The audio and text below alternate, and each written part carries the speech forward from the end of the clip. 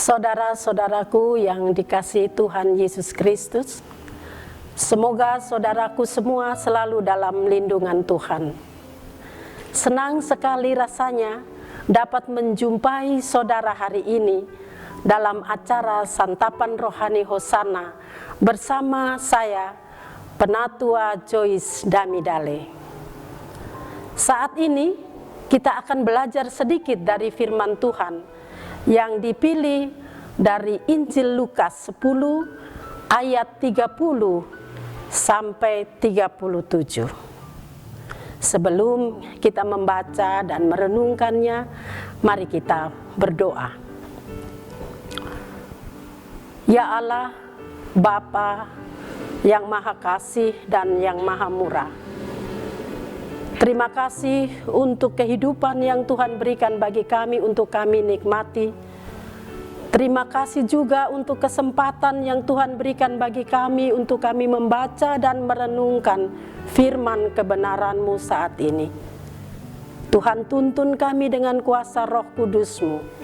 Beri hikmat bagi kami, sehingga ketika kami selesai membaca dan merenungkannya, kami mengerti.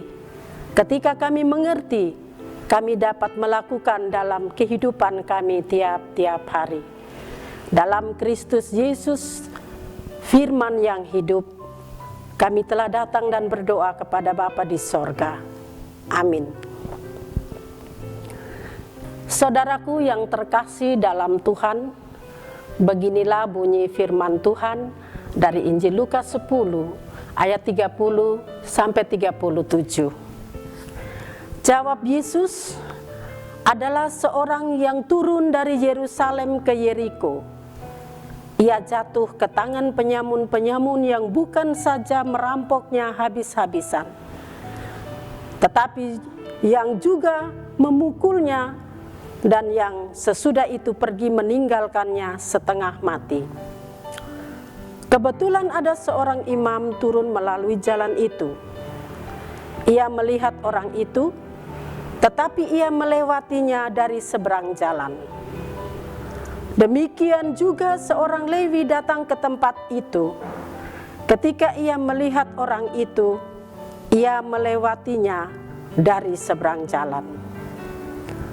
Lalu datang seorang Samaria yang sedang dalam perjalanan ke tempat itu. Dan ketika ia melihat orang itu, tergeraklah hatinya oleh belas kasihan. Ia pergi kepadanya, lalu membalut luka-lukanya. Sesudah ia menyiraminya dengan minyak dan anggur, kemudian ia menaikkan orang itu ke atas keledai tunggangannya sendiri, lalu membawanya ke tempat penginapan dan merawatnya. Keesokan harinya ia menyerahkan 2 dinar kepada pemilik penginapan itu. Katanya, rawatlah dia, dan jika kau belanjakan lebih dari itu, aku akan menggantikannya. Waktu aku kembali, siapakah di antara ketiga orang ini, menurut pendapatmu, adalah sesama manusia dari orang yang jatuh ke tangan penyamun itu? Jawab orang itu, orang yang telah menunjukkan belas kasihan kepadanya. Kata Yesus kepadanya, pergilah dan perbuatlah demikian. Demikianlah firman Tuhan. Kekasih-kekasih Tuhan, seorang motivator mengajak pendengarnya untuk berbuat baik di setiap aspek hidup dan di dalam setiap kesempatan. Kebaikan menurutnya adalah sikap yang selalu memberi, mengikhlaskan sesuatu demi sesama dan dirinya sendiri. Namun saudara-saudaraku, adakah perbedaan antara kebaikan dan kemurahan? Seseorang menyatakan perbedaan keduanya secara unik. Kebaikan adalah teman pada waktu senang, sedangkan kemurahan hati adalah teman pada waktu susah. Dalam perikop ini, saudara-saudara terkasih, ada sebuah contoh kemurahan diperankan oleh seorang Samaria melebihi imam Lewi dan ahli Taurat. Dia berhenti dan merawat orang Yahudi yang menjadi korban perampokan tersebut dengan maksimal. Dan di akhir cerita, Yesus pun bertanya kepada pendengarnya, siapakah yang layak menyandang predikat sebagai sesama manusia? Jawaban spontan pun muncul. Orang yang telah menunjukkan belas kasihan kepadanya dan diikuti oleh perintah Yesus, pergi dan perbuatlah demikian. Menurut Yesus, saudara-saudariku, kemurahan hati adalah lebih dari sekedar kebaikan yang harus kita lakukan, dan salah satu alasan yang kuat.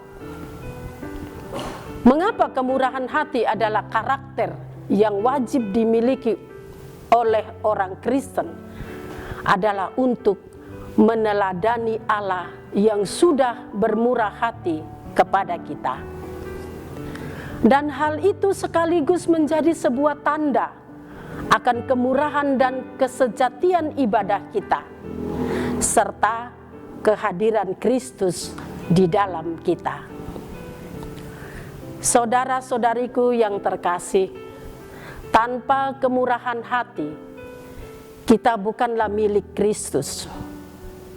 Pertanyaan bagi kita, sudahkah kemurahan hati menjadi buah yang tetap dan kita hasilkan sebagai orang Kristen?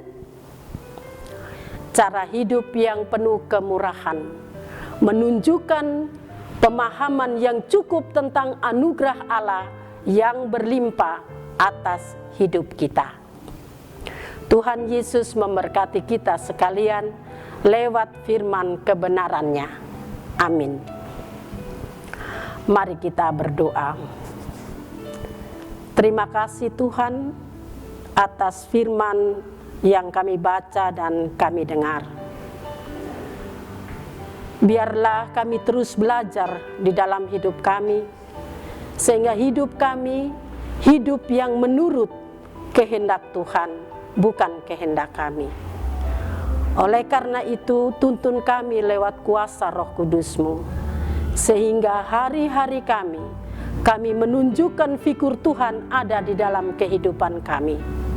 Dalam Kristus Yesus Tuhan dan Juru Selamat kami telah datang dan berdoa kepada Bapa di sorga. Amin. Kekasih-kekasih Tuhan, demikianlah renungan singkat untuk kita saat ini. Semoga setiap kita diberkati melalui firman Tuhan saat ini. Sampai jumpa lagi dalam kesempatan berikutnya. Tuhan Yesus memberkati kita semua. Shalom.